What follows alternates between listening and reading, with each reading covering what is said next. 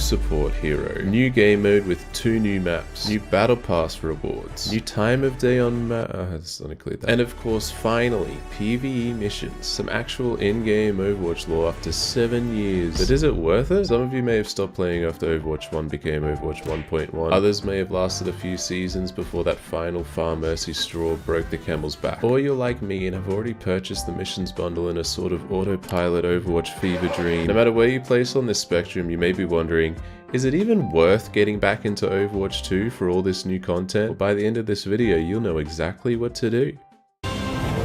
Finally! After not getting any new content in Overwatch for its final 3 years, the whole reason they slapped a 2 onto the name. Alright, I'll stop, I'm sorry. By now we all know the absolute debacle the PvE portion of this game has been. So instead of continuing on with the hatred bandwagon, I'm gonna try and give a neutral, nuanced take on these missions while trying my best not to think about all the stuff that we're missing out on. Yeah. Not bad. Included in Season 6 is a free strike mission like we've had before in previous seasons. Once again on King's Road, not much you haven't seen before. You get the bot powered up, push it to the end, and then kill the evil Orisa. Bada bing, bada boom. I played this once and that was enough for me. What I was hoping to see was that the 3 very not free story missions, oh don't worry, we'll talk about the price later. The real legitimate PvE section of the game, I hoped it would have a little bit more replayability than the strikes that we're used to. These missions take place on 3 different maps, 2 of which are completely new to anything that we've seen before. With actual legit cutscenes, we get our first real bits of in-game lore that isn't an updated map or some pre-match voice line interaction. Overall, I was pretty happy with how they played. It took me just over an hour and a half to complete them on hard mode, which isn't that difficult to finish at all. If you had a dedicated squad, you could go for legendary difficulty. I've seen some people spend days at a time on completing just 1 mission, so you can easily squeeze a lot of hours out of these missions. To gain access to them, however, you will need to fork out an additional $15. The silver lining in this being that you also get 1,000 coins and a legendary skin when you finish all of the missions. I can understand why people would be pissed off with this after how the PvE portion of this game has been handled. I don't even want to think about how much these same missions would have cost if the original talent trees and hero progression were included in the game as well. I noticed that Blizzard does this sneaky thing that most businesses do when they're deciding how to price their items. Say you go to the movies, right, and you want a frozen Coke from the candy bar. You look and see the regular size is $8 and the large is $10, but the large is almost double the size of the regular. So why would you get the regular when for only an extra $2 you can have so much more frozen Coke before inevitably having to pee halfway through the movie? You don't stop to think,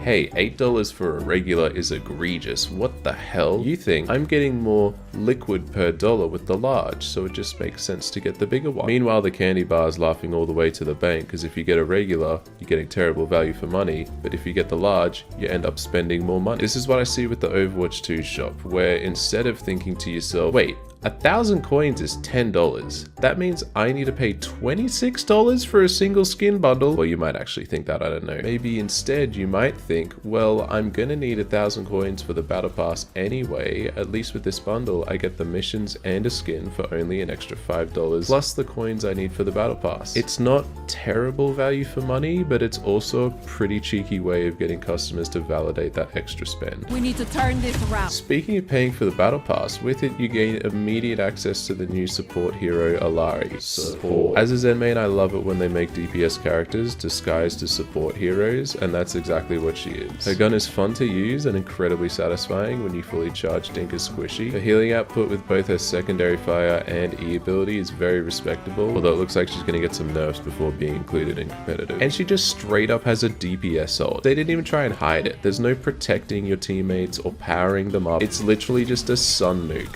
while she flies. Fortnite Battle Pass. We keep talking about the battle pass, so we may as well take a look. You'll get 7 skins along with an Ana Mythic if you play all the way to the final tier. This one completely comes down to personal preference. There's a bunch of other unlocks as well, but outside of skins and maybe highlight intros, the other rewards in any battle pass don't really excite me too much. I think the biggest draw to purchasing it is that you gain immediate access to Illari, and while she won't be available to play in comp for a while, you can still play her in quick play And Taking the objective. Come on over. we also got a whole new game mode with 2 new maps. Flashpoint is basically King of the Hill, but there's 3 different hills that rotate. My opinion on Flashpoint is the exact same thing that I thought about Push when it first came out, which has me a little bit concerned, to be honest. I think Flashpoint is great, but people just don't know how to play it yet, myself included. It's coming to the quick play and comp rotation soon though, so hopefully we can all learn it quick, and it definitely won't be a repeat of Push, okay?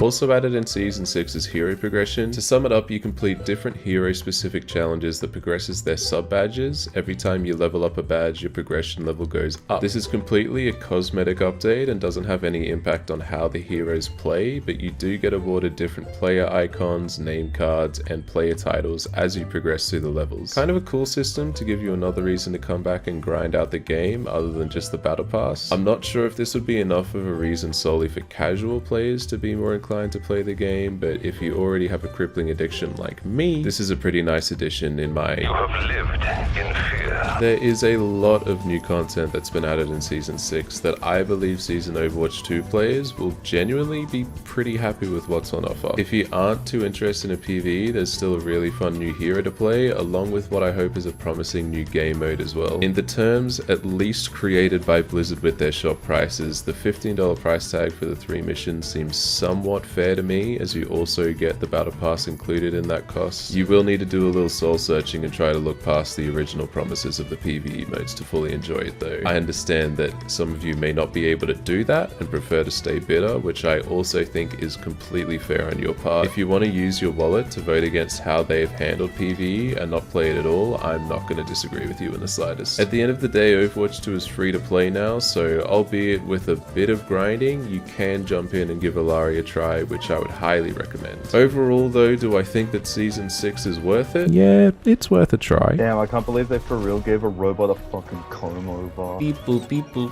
It's null sector. They found us. Get behind me. Reinhardt's war PTSD is seeping through. Go people, go! Remember, no Russian. Let's see if I still got it. Ah! I accidentally pressed right click. Make it stop! Reset! How do I? I can't turn it off! Let me out! Sorry guys, I don't know how to turn this off. Res him. Go, you got it, res him. Res him. Come on. Yeah, try shooting him, that might help.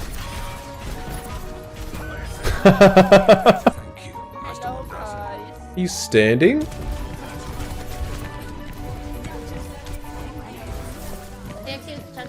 Don't look at the kill feed. I wanted to switch to D.Va, so that's why I did that on purpose.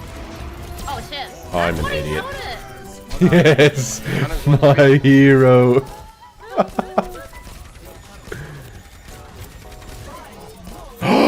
No! That's so unlucky. Just genuinely outplayed. So easy.